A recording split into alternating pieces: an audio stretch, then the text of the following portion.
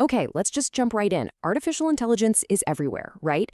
And it brings up this one huge question that I know is on your mind, because it's on mine too. What is our place in all of this?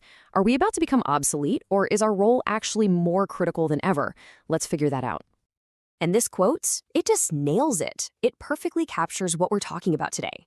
An AI can analyze a million sad poems and mimic their structure, but can it feel that punch in the gut heartbreak that inspired them in the first place? No way. And that's the crucial difference between just processing information and actually feeling something. And look, if you're feeling a little nervous about all this, you are not alone. This number, 300 million, is the estimated number of global jobs that could be automated by 2030. That's a staggering figure. It's no wonder it creates some very real anxiety about what the future holds for us. So yeah, that number, it leads us directly to what we're calling the great AI fear. It's this idea that we're all on the verge of being replaced, but what if that's not the whole story? What if we're asking the completely wrong question here? So let's try to reframe it.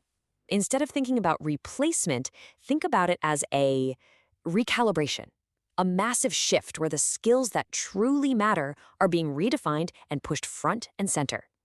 You see, AI isn't making us obsolete. It's forcing us to rediscover and get really, really good at what makes us uniquely human. To really understand our value, first, we have to look at where AI, for all its incredible power, just falls short. This is where we shine. Let's explore humanity's enduring edge. This really breaks it down. On one side, you have AI. It's an absolute beast at logic, at finding patterns, and at processing data on a scale we can barely comprehend. But on the other side, you have us. Humanity's edge lies in the messy stuff, our ability to understand nuance, to feel genuine emotion, and to create something truly, totally original from our own experiences.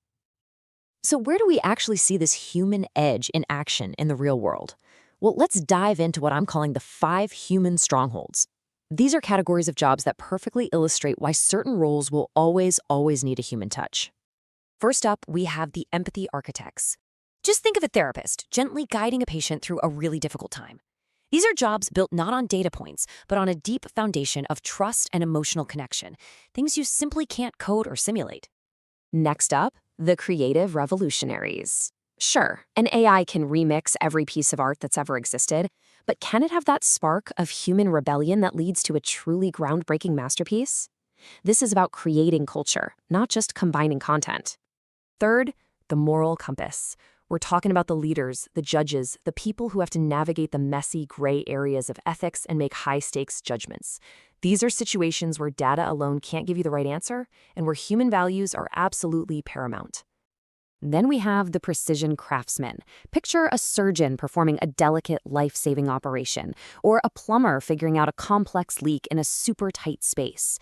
These roles demand incredible physical skill and the ability to improvise on the fly in really unpredictable environments. And finally, the community catalysts. Think of that one teacher who inspired you to chase a passion you never knew you had, or a great coach who built a winning team that felt like a family. These are the mentors and leaders who guide our growth and help us find meaning. And this slide just brings it all home. You can see how these categories pop up in the real world. A therapist is an empathy architect. A surgeon is a precision craftsman. A CEO, well, they're supposed to be the moral compass.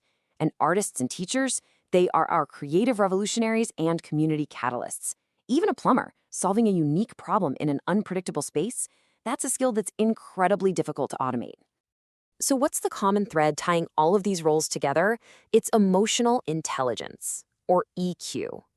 It's this incredible ability to connect, to interpret what's not being said in a conversation, and to offer real, compassionate support.